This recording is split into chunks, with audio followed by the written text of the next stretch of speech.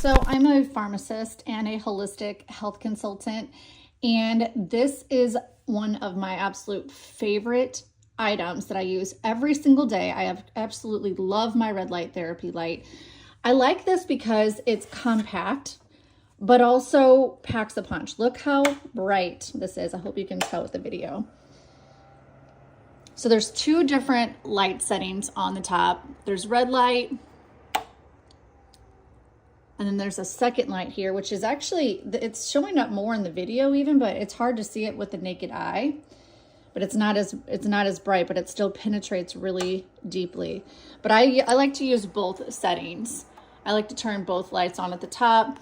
And red light therapy, I absolutely love for our health in general. I don't want to make any claims on here because can't do that, but I'm a big fan. I recommend it to a lot of my clients because of the benefits of red light therapy. But I sit here in front of it.